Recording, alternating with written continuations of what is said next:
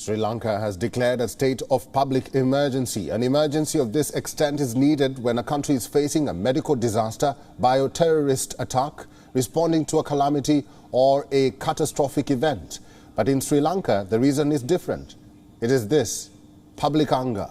Hundreds of protesters held a massive demonstration in the commercial capital of Colombo. This comes a day after people tried to storm the president's house on Thursday. With a severe economic crisis unfolding in the island country, the people demanded Gotabaya Rajapaksa's resignation. Tear gas and water cannons were used to disperse demonstrators, but people remained undeterred. Protesters dismantled a wall and hurled bricks at the police. They even set a bus alight on the road leading to President's building. At least 54 people have been arrested. The capital was placed under indefinite curfew, but stands lifted as of now. After the protesters were dispersed, the president's office released a statement saying that the chaos was organized by extremist groups. It said, and I quote, "Many of those involved in the violence have been arrested and many have been identified as organized extremists. They have spearheaded the protests calling for an Arab Spring in Sri Lanka." Just to remind our viewers, Arab Spring was a movement in early 2010 in West Asia, where common people took to the streets in response to high corruption and economic woes. Sri Lanka's market had the worst weekly fall ever. Losses have extended a fifth straight season. It was a bloodbath at the Colombo Stock Exchange. Dwindling foreign reserves have put pressure on the monetary system. The population of around 22 million is heavily dependent on imports. Most food products and essentials are imported in Sri Lanka. So to import food, Sri Lanka needs foreign currency reserves to pay for them.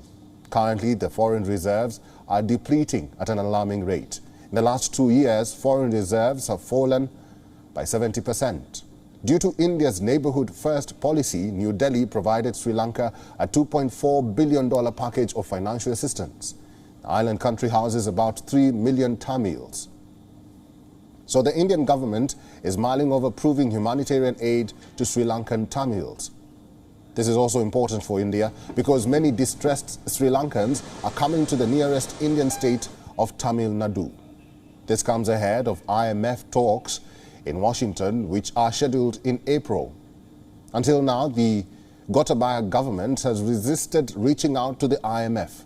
They preferred bilateral helplines, but individual aid from allies are clearly not enough. The country is facing its biggest economic crisis since independence.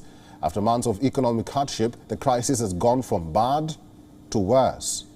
12 to 13-hour-long power cuts are common.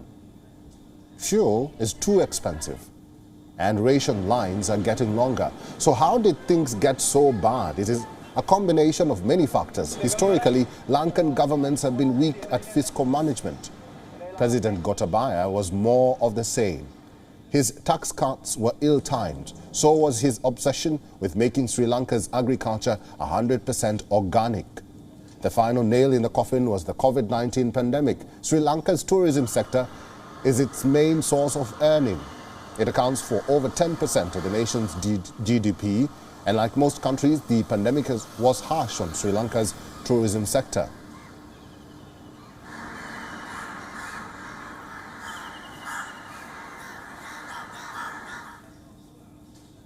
And for more insights on this story, we earlier spoke to member of Sri Lankan Parliament, Shanakian Rasamanikam, and this is what he had to say about the unfolding situation in Sri Lanka.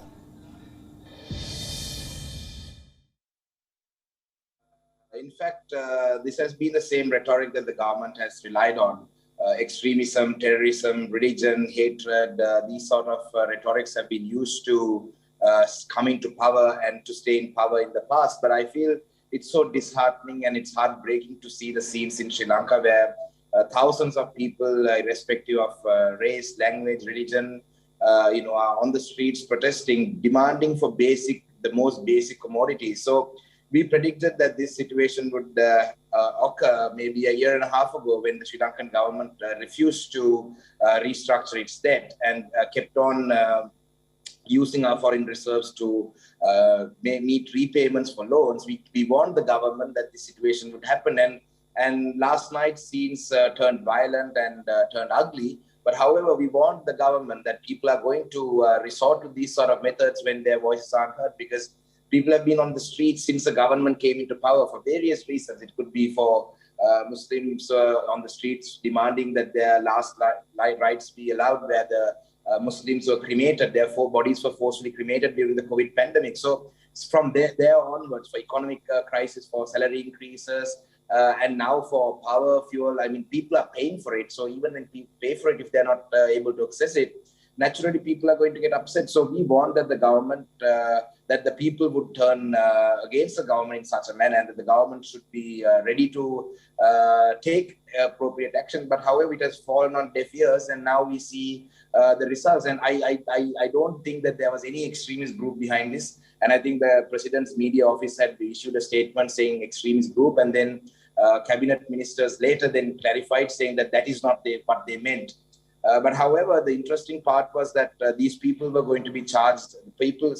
Almost 45 people who were part of the protest last night were arrested and were going to be charged using the Prevention of Terrorism Act law, which is a draconian law that we have been asking to repeal. And later on, when the Human Rights Commission and the other independent organizations exerted pressure on the police and the government, they had agreed to, or it was reported that they were going to. WION is now available in your country. Download the app now and get all the news on the move.